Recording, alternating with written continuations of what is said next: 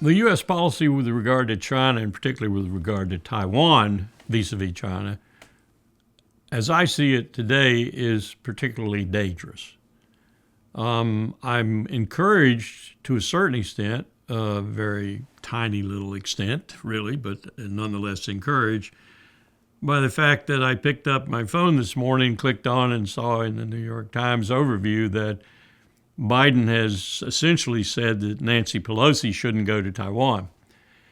That is a small thing, but at least it's indicative of maybe the president's understanding that we are in a very perilous situation vis-a-vis Beijing right now and Taiwan, and that we shouldn't exacerbate it. She would take a whole delegation with her, and as I remember, she would be the highest. In that sense, she'd be the highest Americans to go to Taipei in a long, long time. That's not good because that's just sticking your finger in Xi Jinping's eye and twisting it. And we've been sticking our fingers in his eyes for some time now. People like Richard Haas, my former boss, saying that our policy now should be strategic clarity, not strategic ambiguity. I'm sorry, Richard, that's stupid, very stupid. It's worked for a long time. It can continue to work for at least another decade or two, and that's a decade or two without war and without China using force to reclaim Taiwan.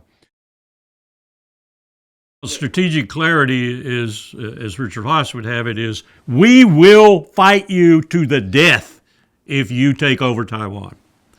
Strategic ambiguity is we recognize that there's only one China. We recognize that you are that China, Xi, but we also ask you to refrain from the use of military force against Taiwan. That's strategic ambiguity, and it's worked. Even worse than that, I think it would be making it NATO status and sticking your middle finger up at Beijing at the same time. And so I think the policy should continue as a very successful strategic ambiguity. Now, I'm with Richard on the point that that can't go on forever. And so I think I'm back with Henry Kissinger and Richard Nixon and Ambassador Freeman and others who would say, I'm putting words in their mouths, of course, but I think they would say, well, eventually China and Taiwan will reunite. But it'll be peaceful, and it'll be forced, not forced, but it'll be compelled, let's put it that way, on them by the fact that they are so close economically and financially. They're like lips and teeth, to borrow another Chinese phrase.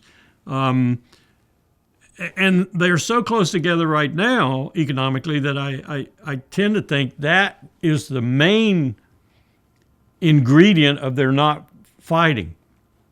In other words, of China not using military force. It would just be inimical to the economic relationship, which is quite strong and quite powerful.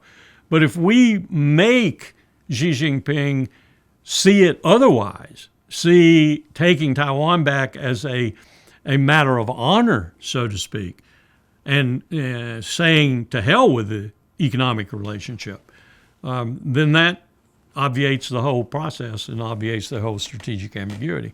That's the reason I don't like this strategic clarity business. Because sometimes you look at history and you think, well, why did that happen? Why did those people start that war?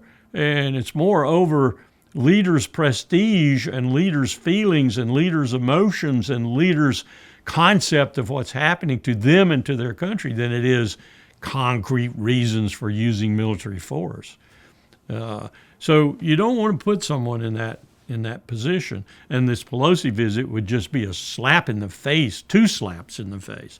So I hope Pelosi's smart enough, I don't know that she is, to say, save some face maybe a little bit, but to postpone the trip as she did once before because of COVID. But that's a dangerous thing to do. And once you get there, you have a choice to make if you're Washington. I don't think China would do it by brute force. I think they would simply do it by innuendo and threat. They would call up the current leadership and they would say, look, we're going to finish you. If you don't do what we want you to do in these stages, say over 10 years or whatever, and you don't make it public that we are taking these steps over the next 10 years, we're going to end you. And we don't give a hang about the United States, whether they come in or they don't come in. We'll sink a couple of carriers, and they'll be very reluctant to do anything further. Wow, that's crazy, too, because you sink a couple of carriers, and then we're in for a penny, in for a pound. So this is just a terrible, terrible way to do business. The strategic ambiguity was working. Why mess with it? And let's keep hoping that eventually economic ties and the strength of those ties moves Taiwan and China, the mainland, together to the extent that it is, in effect, a rapprochement and a rejoining, if you will, of the final state, although Tibet still sits out there and Xinjiang province is still giving them all kinds of problems too. But Taiwan's the festering one and the one that would drag us in very rapidly. And that's the one that needs to be handled with finesse. Unfortunately, we don't do finesse very well anymore.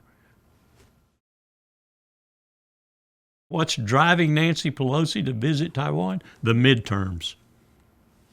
Anything to get some publicity, to get some notoriety even, to get more bona fides in the security business, which the Democrats still trail the Republicans in. That's the reason I hope that it's not serious enough to where she won't, revamp and revise her schedule.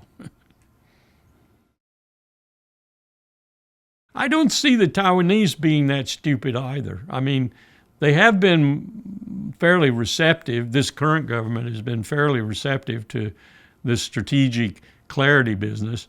But I think at the end of the day, they understand too that you don't want to go too far with this, because even if we were to, quote, win, unquote, with regard to Taiwan, Taiwan would be destroyed.